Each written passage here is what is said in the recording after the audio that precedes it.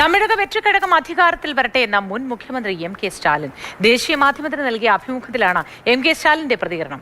DMK നിയുക്ത MLA-മാരുടെ യോഗം ഇന്ന് ചേരും. സർക്കാർ രൂപീകരണ പ്രതിസന്ധി നിലനിൽക്കെ TVK അധ്യക്ഷൻ വിജയ് നിയുക്ത MLA-മാരുടെ യോഗം വിളിച്ചു. അനൂപ് ദാസ് വിവരങ്ങളുമായി ചേർന്നു. Anoop Das, good morning. എപ്പോഴാണ് യോഗം? 10:30-നാണ് MLA-മാരുടെ യോഗം വിജയ് വിളിച്ചു ചേർത്തത്. അതിൽ കുറച്ചുപേർ മഹാബലിപുരത്തെ ഒരു റിസോർട്ടിലാണുള്ളത്. അവരവിടെ നിന്ന് വരും. ബാക്കി ചില പ്രധാനപ്പെട്ട നേതാക്കൾ ചെന്നൈയിലെ സ്വന്തം വീടുകളിലാണ്. അങ്ങനെ മുഴുവൻ ആളുകളും എത്തും. 106 പേർ.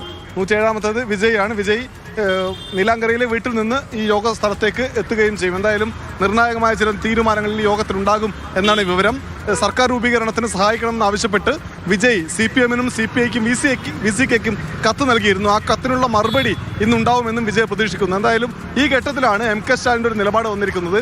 ഒരു തരത്തിലും TVKയെ സർക്കാർ രൂപീകരണത്തിൽ നിന്ന് കുഴപ്പത്തിലാക്കുന്ന, അതിന് തടയുന്ന ഇടപെടൽ DMK-യുടെ ഭാഗത്തു നിന്നുണ്ടാവില്ല. 6 മാസം സർക്കാരിൻ്റെ പ്രവർത്തനങ്ങൾ നിരീക്ഷിക്കും. മാത്രവുമല്ല DMK സർക്കാർ നടപ്പിലാക്കിക്കൊണ്ടിരുന്ന പദ്ധതികൾ, ജനക്ഷേമ പദ്ധതികൾ തുടരണം എന്ന് TVKയോട് M.K. സ്റ്റാലിൻ അഭ്യർത്ഥിക്കുന്നുണ്ട്. എന്തായാലും ഇന്ന് DMK MLA-മാരുടെ യോഗവും ചേരുന്നു. DMK ഈ കളിയിൽ നിന്ന്, ഈ നാടകത്തിൻ്റെ കേന്ദ്ര ബിന്ദുവിൽ നിന്ന് പുറത്തേക്ക് നിൽക്കുന്നു. നിങ്ങൾ നടത്തൂ എന്ന് പറയുന്നു. അണ്ണാ DMK, TVK, മറ്റു ചെറു കക്ഷികൾ, ഇവരുടെ നിലപാടാണ് ഈ ദിവസം നിർണായകമാവുക. അനൂപ് ദാസാണ് വിവരങ്ങൾ നൽകിയത്.